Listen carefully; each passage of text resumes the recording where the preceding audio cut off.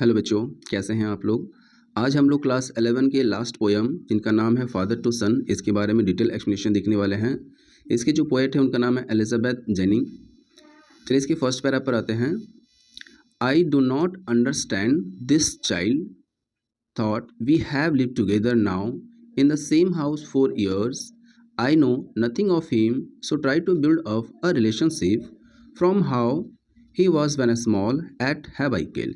देखिए यहाँ पे क्या बोला जा रहा है। आई मतलब है father. Do not understand this child, father कहते हैं कि मैं इस बच्चे को नहीं समझ पा रहा हूँ, अंडरस्टैंड कर पा रहा हूँ। Thought we have live together now in the same house for year, हम लोग अभी क्या है कि साथ में रहते हैं और एक ही घर में कई सालों से, लेकिन फिर भी मैं उस बच्चे को नहीं समझ पाया। तो उस बच्चे का मतलब है अपने बच्चे को। आई नो नथिंग ऑफ हिम, मुझे अपने बच्चे के बारे में कुछ नहीं पता, मतलब अपने बच्चे के पसंद नापसंद के बारे में कुछ भी नहीं पता। So try to build up a relationship from how when he was small, इसलिए मैं ट्राई कर रहा हूँ एक रिलेशनशिप बिल्ड करने का, वैसा रिलेशनशिप जैसा कि हमारा पहले था, यानी कि जब मेरा बच्चा छोटा था, ही वॉज, जब वो छोटा था, तो जब उस तरह का जो रिलेशन था बचपन में, उस तरह का रिलेशनशिप हम अभी बनाना चाहते हैं। यानी आप इसे ये समझिए कि जब बच्चा छोटा था उस समय और उनके पापा का रिलेशन बहुत अच्छा था, लेकिन जैसे जैसे बच्चा बड़ा होता चला गया तो उनका जो रिलेशन है वो थोड़ा ख़राब होता चला गया। ठीक है। एट हैव आई किल्ड, यहाँ पे सबसे मेन लाइन है at have I killed. Father खुद कहते हैं कि शायद हो सकता है वह रिलेशनशिप जो मेरा बहुत अच्छा था बचपन में, यानी जब मेरा बच्चा छोटा था उस समय जो रिलेशनशिप था जो खराब छोटा था उसमें बहुत अच्छा था, शायद हो सकता है कि मैंने वो रिलेशनशिप क्या कर दिया, ख़राब कर दिया।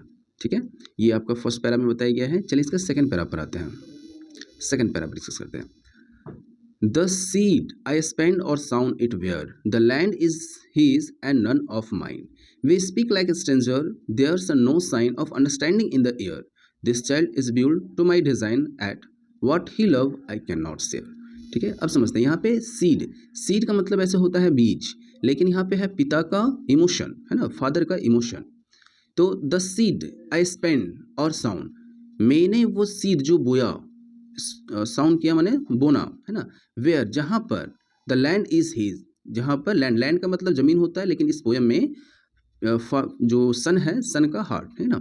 फादर कहते हैं मैंने जो अपने इमोशन जो बोया वो अपने बच्चे के हार्ट पर, लेकिन वह हार्ट केवल उसका है, उस पर मेरा कोई अधिकार नहीं है।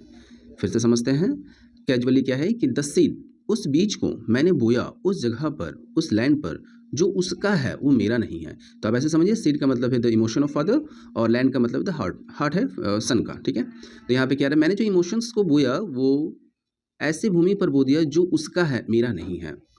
We speak like stranger, there are no sign of understanding in the air, हम लोग जब भी बातें करते हैं वो एक स्ट्रेंजर की तरह होता है, एक अजनबी की तरह होता है।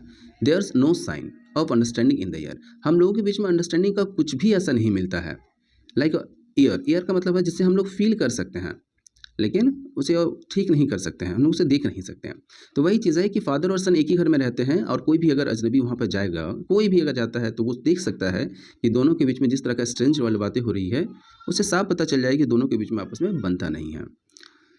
This child is build to my design, father कहते हैं ये जो बच्चा है वो मेरा ही प्रतिरूप है क्योंकि वो मेरे से ही बना है। एट, लेकिन, यद्यपि, अर्थात, एट का मतलब what he loves I can not से, लेकिन उसे क्या पसंद है मैं शेयर नहीं कर सकता। शेयर कैसे, पता रहेगा तब तो शेयर करेगा आप। ठीक है ना, तो आपको ये 2 लाइन में समझ में आया होगा। वापस से आप चाहे तो देख लीजिएगा। आगे बढ़ते हैं सेकंड पैरा में, थर्ड पैरा में। आगे देखिएगा।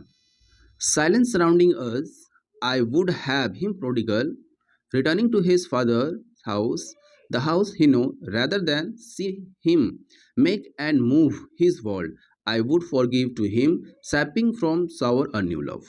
ये सबसे इंपॉर्टेंट पैरा है, ध्यान दीजिएगा। साइलेंस सराउंडिंग अस, हम लोग जब भी आपस में साथ रहते हैं, यानी कि फादर और सन जब भी एक साथ रहते हैं तो उनके बीच में सराउंडिंग चला जाता है। I would have him prodigal, I का मतलब है फादर। फादर क्या बोलते हैं कि I would have him prodigal, father कहते हैं कि मैं अभी भी, अगर मेरा बच्चा प्रोडिगल हो जाए, प्रोडिगल का मतलब होता है एक अकड़ू स्वभाव का व्यक्ति, यानी कि ऐसा पर्सन जो थोड़ा सा खड़ूस हो, है ना। तो फादर कहते हैं कि मेरा बेटा अगर प्रोडिगल भी हो जाता है, तो प्रोडिगल मतलब एक अकड़ू स्वभाव का जो अपना घर छोड़कर चला जाता है और बाद में उसको ये एहसास होता है कि नहीं हमने जो किया वो गलत है। तो उसका पापा कहते हैं यानी फादर कहते हैं I would have him prodigal, वो अगर प्रोडिगल भी हो जाता है, returning to his father house, अगर वो वापस आता है, वापस अगर घर आता है, जैसा कि वो उसका घर हो, जैसा कि वो जानता है कि उसका घर है, उसके पापा का घर और द हाउस ही न्यू, जैसा वो जानता है, अगर वो वापस भी आ जाता है तो मैं उसे माफ़ कर दूंगा। रादर देन, इसके अलावा see him make and move his world, ऐसा ना हो कि वो मूव कर जाए और अपने ही दुनिया में मस्त रहे। आई वुड फॉरगिव हिम, अगर वो आ जाता है तो मैं उसे सभी चीज़ें माफ़ कर दूंगा। पिता सभी माफ़ करने को तैयार हैं। पिता खाने पीने, अगर बच्चे से कह रहे तुम मुझे खाने पीने मत दो, कोई दिक्कत नहीं है, तुम बस आ जाओ मेरे पास रहो। Sapping for savour a new love, और कहता है कि हम लोग फिर नए तरीके से अपना जीवन स्टार्ट करेंगे और अपने जीवन को आगे बढ़ाएंगे और हमारे बीच का रिलेशन है वो फिर से ठीक हो जाएगा। यानी फादर यहाँ पे सेक्रीफाइस करते हैं कि बेटा कुछ भी कर ले, मैं तुम्हें माफ़ कर दे रहा हूँ, तुम वापस से अपना घर आ जाओ। लास्ट पैरा पर आते हैं। Father and son, we both must live on the same globe and the same land. He speak, I cannot understand myself. Why anger grow from grief? We each put out an empty hand, longing for something to forgive.